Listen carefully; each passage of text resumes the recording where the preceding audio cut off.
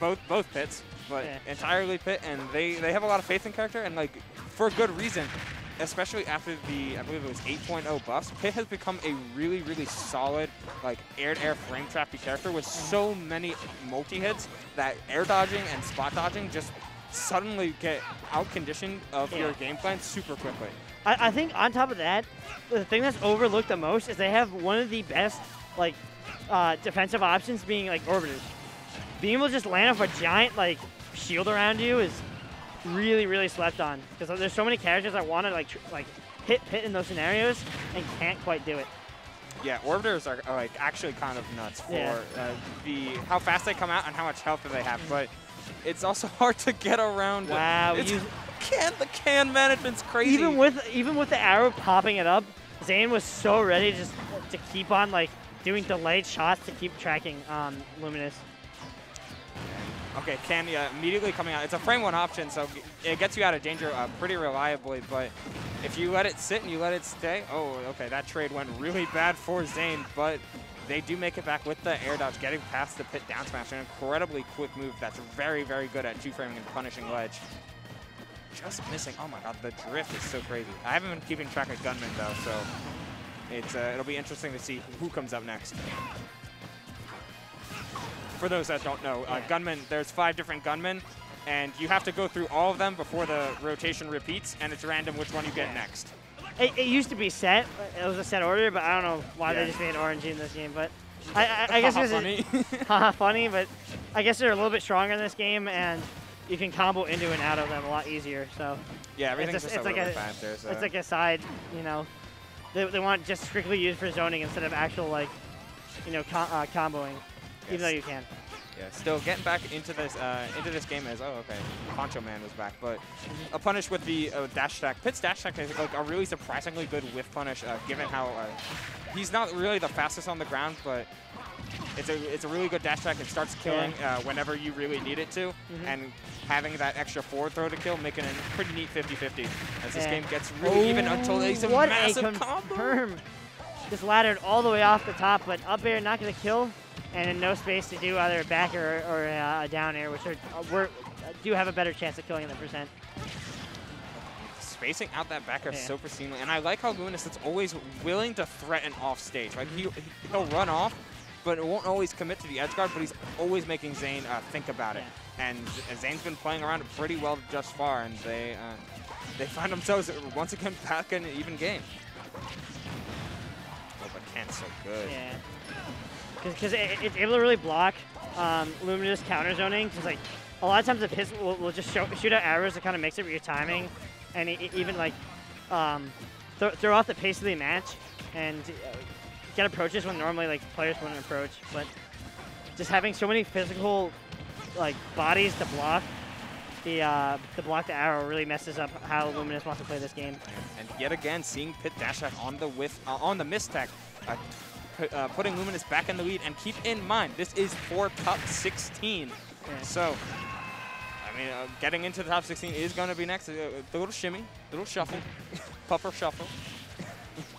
All right, but Can right now back turned, now in a good position because you can combo up onto platform and still have Can go onto the right platform, but now with it offline, probably a bit better for Zane because they can now use it in throw mix-ups or even for zoning to set up around the platform. The Orbiters came out, but not really getting anything off of the Gunman being a nice body block. Oh, the drag downs. That's something Luminous has been telling me about. Like the new buffs to up tilt and nair, that means that you can do like pseudo drag down combo at like a lot of percent. Yeah, you get like 2 to 3 reps, I think, before you have to start looking for your finisher. Yeah. But even then, Pit has some pretty good finishers, especially with that new up air. This character's kind of crazy with the new stuff. It took a well-rounded character and just dialed him up ever so slightly to make him a real threat. Yeah. Still, Duck Hunt has been always one of the more awkward characters, and he's showing exactly why. Like Zane, I mean, they had the Can out covering go to ledge and covering landing, just landing on the stage close to ledge. The gunman was around covering the aggressive option as well as with that forward smash, but you can't reliably land on platform because Duck Hunt's up air kills. So Zane just had everything locked down, and unfortunately, the bad thing about Pit will always be that airspeed being a little bit slow. So unless he wanted to commit to a really hazardous air dodge, like that is gonna be the game. And piggybacking off that is, every time Zane threw out a gunman, Luminous would try to poke through it and use the try to abuse an extension. So I really like how Zane did the early gunman to try to bait out Luminous' habit of trying to poke through it and using the huge disjoint forward smash to kind of set up for a free whiff punish. Yeah, I mean, speaking of, a couple huge whiffs on Luminous' part as he switches to Pit, but Zane is making him pay for it either way. Yeah. With the very last hit of that duck almost killing and just barely whiffing the back air, but back air 2 comes through. Sour spot though, barely living it because of that. Pokes past it again, gets the drag down. Nice call on the dash attack, especially without the double jump. There's pretty much no options that Zane wants to go for. Like maybe you go for can and just take the trade, but it's not something you'd like to be doing. Oh my gosh, almost sent it in a really bad position, but Luminous wasn't ready for it. Yeah, and getting caught with that back air, just like immediately closing out the game. It looked like Zane was trying to read an air dodge in, but they didn't quite get it yet. That rapid jab. Oh, okay. Grab whiff, but still gets the punish. The attempted punish on the grab with the dash with the rapid jab. Hurt box shifting.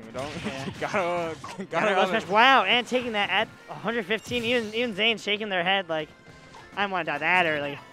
That's another thing that's really slept on is that Dare's safe on shield, and that it almost always combos with L smash. But speaking of always comboing, that down air has quite the amount of setups into it, and using both the can and the clay pigeon to cause a trade to break out of the string. Yeah, you do have to respect Duck, just in the same way you have to respect characters like Kazoo or items like things like Kazooie, because that Duck is a disjoint. Yeah. It may not look at it, but that's a big old build that Zane is swinging around, and they're swinging around well and good. Yeah, Luminous reactions to the combos are so strong. Like even miss. Oh.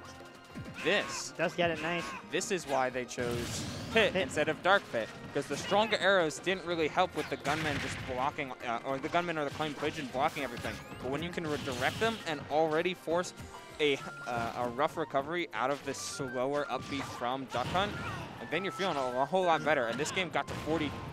It got pretty close pretty quickly until that F smash. Same trap as game 1, same result. Mm-hmm. And it was even worse because, like, in that scenario, Luminous can barely probably make